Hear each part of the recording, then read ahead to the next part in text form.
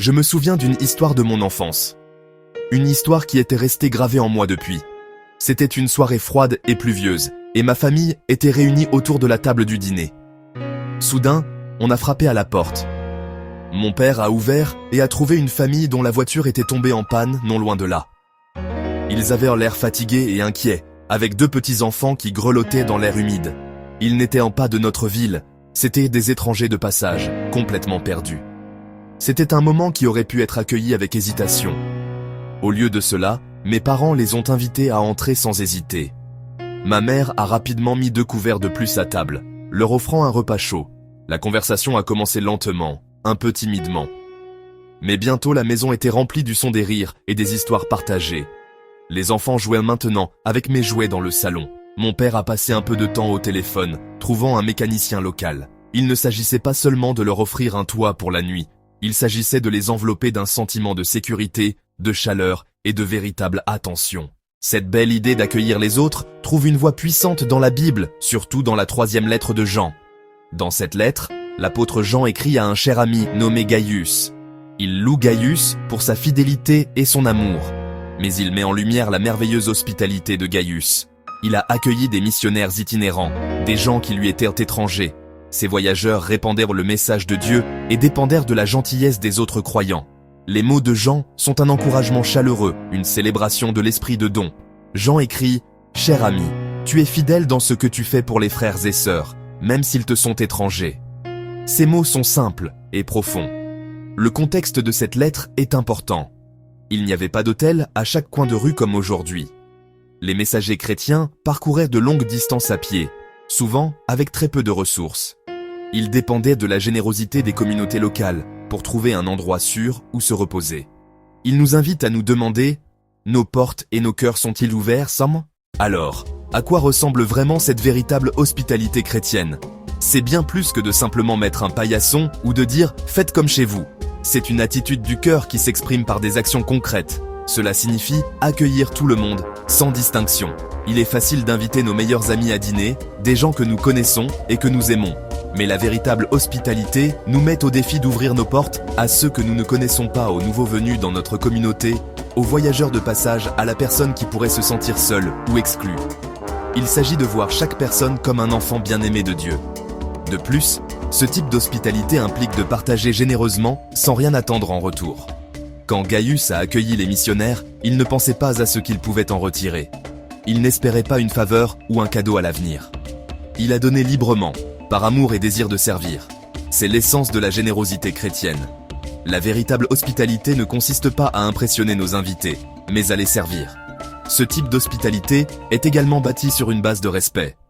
Lorsque nous pratiquons l'hospitalité de cette manière, elle devient un témoignage puissant de notre foi. Vous pensez peut-être que cela semble merveilleux, mais peut-être un peu difficile à appliquer dans nos vies modernes et occupées. Mais, vous savez, la beauté de l'hospitalité, c'est qu'elle peut s'exprimer de 1001 façons simples, chaque jour.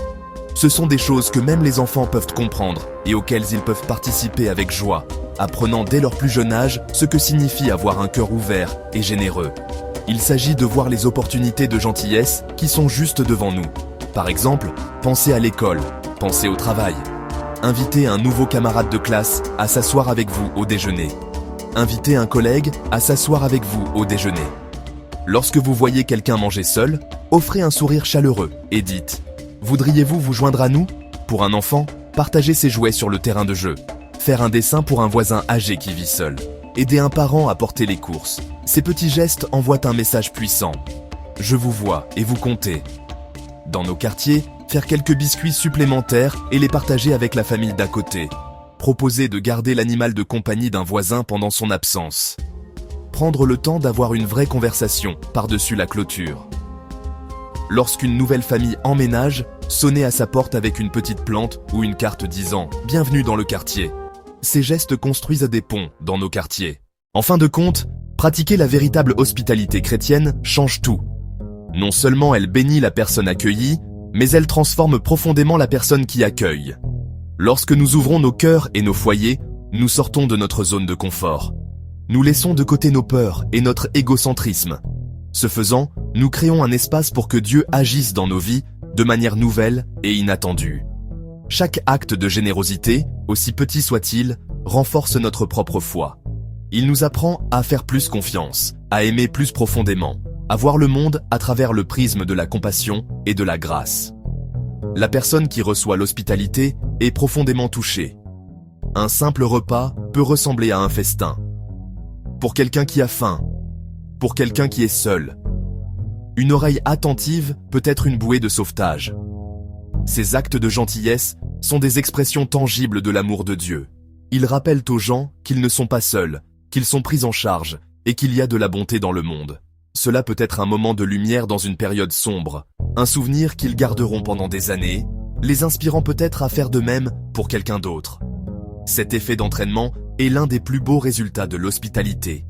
Il ne s'arrête pas à une seule personne. Un esprit accueillant et contagieux. Lorsqu'une communauté adopte l'hospitalité, elle devient un lieu plus fort, plus dynamique, plus aimant. Alors, prenons à cœur les paroles de Jean.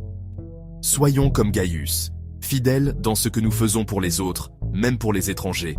La vraie bénédiction de l'hospitalité est un double cadeau. C'est un cadeau donné, un cadeau reçu, enrichissant l'hôte, enrichissant l'invité. En ouvrant nos portes, nous ouvrons nos vies à plus de joie, plus de connexion, une expérience plus profonde de l'amour. C'est l'une des plus belles façons de vivre notre foi et de rendre le monde plus chaleureux, plus gentil, un accueil à la fois.